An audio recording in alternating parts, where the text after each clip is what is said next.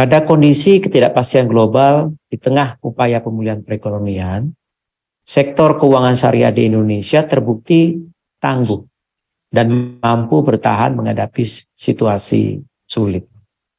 Dengan total aset di luar saham syariah sebesar 2.312 triliun pada akhir November 2022, keuangan syariah tumbuh 15% dari tahun sebelumnya. Hal tersebut menunjukkan sektor keuangan syariah menjadi sektor yang menjanjikan bagi perekonomian dan masyarakat Indonesia. Dalam semangat perayaan bulan suci Ramadan 1444 Hijriah, kami mengajak masyarakat untuk mengenal lebih dekat dengan keuangan syariah sebagai alternatif dalam ekosistem keuangan. Karena sektor keuangan syariah menawarkan sistem keuangan yang halal, bebas riba, dan memiliki nilai sosial. Produk layanan keuangan syariah diawasi oleh OJK dan Dewan Pengawas Syariah yang memastikan skema produk layanan keuangan tersebut sesuai dengan fatwa Dewan Syariah Nasional Majelis Ulama Indonesia.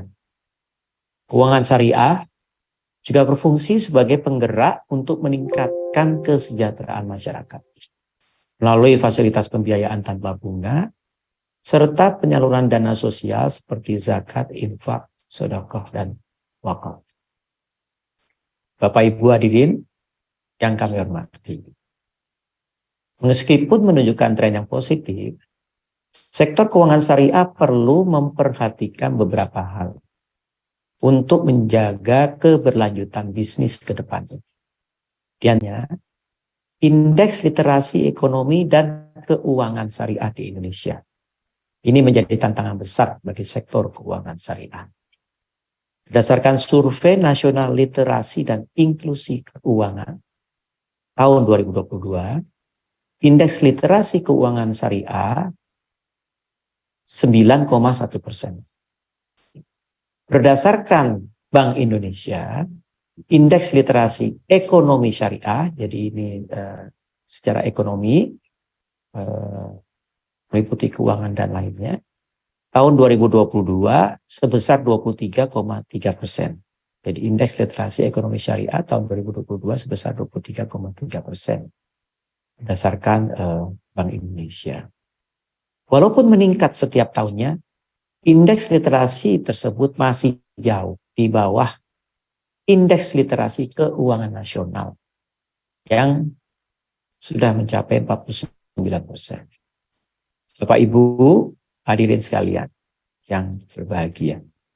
Dalam rangka meningkatkan perkembangan keuangan syariah di Indonesia, OJK telah merumuskan bauran kebijakan yang tertuang dalam berbagai roadmap dan master plan pada sektor perbankan syariah, pasar modal syariah, dan bank pembiayaan rakyat syariah. OJK akan terus melakukan penguatan kelembagaan keuangan syariah dengan mengedepankan keunggulan dan diferensiasi produk, serta memperkuat permodalan, sumber daya manusia, teknologi informasi yang mutakhir, serta sinergi dan interkoneksi ekosistem dalam keuangan syariah. Lebih lanjut, sektor jasa keuangan syariah menjadi salah satu sasaran prioritas inklusi keuangan pada tahun 2023. OJK turut aktif bersinergi bersama kementerian dan lembaga terkait untuk memajukan keuangan syariah di Indonesia. Di antaranya, melalui keanggotaan pada Komite Nasional Ekonomi dan Keuangan Syariah yang dipimpin oleh Bapak Presiden beserta Bapak Wakil Presiden Republik Indonesia. Bapak Ibu sekalian yang berbahagia, kinerja indikator perekonomian dan keuangan syariah yang tumbuh positif tersebut harus kita manfaatkan sebaik mungkin sebagai momentum merencanakan keuangan untuk menuju hidup yang merdeka secara finansial. Dalam mewujudkan hidup yang merdeka secara finansial, seseorang harus merencanakan keuangannya yang terbagi menjadi 3 tahapan, yakni literasi keuangan, inklusi keuangan, dan pemberdayaan secara finansial. Pada tahapan literasi keuangan, kita harus memiliki keterampilan dalam mengelola keuangan dan menggunakan produk layanan jasa keuangan. Lebih lanjut, kita harus memahami karakteristik produk layanan jasa keuangan, mulai dari manfaatnya apa, hak, bagaimana, kewajiban, risikonya apa, biayanya berapa, dendanya seperti apa, dan lain sebagainya, agar tidak terjebak pada skema produk layanan jasa keuangan yang ilegal maupun yang tidak sesuai dengan kebutuhan dalam mencapai tujuan finansial Bapak dan Ibu. Pada tahapan inklusi keuangan, kita dapat mengakses berbagai produk layanan jasa keuangan sesuai dengan kebutuhan atau kemampuan kita. Sebagai contoh, kita dapat menggunakan produk pasar modal syariah dan tabungan emas untuk kebutuhan investasi, dan produk asuransi serta simpanan dalam bentuk tabungan untuk kebutuhan proteksi serta dana darurat.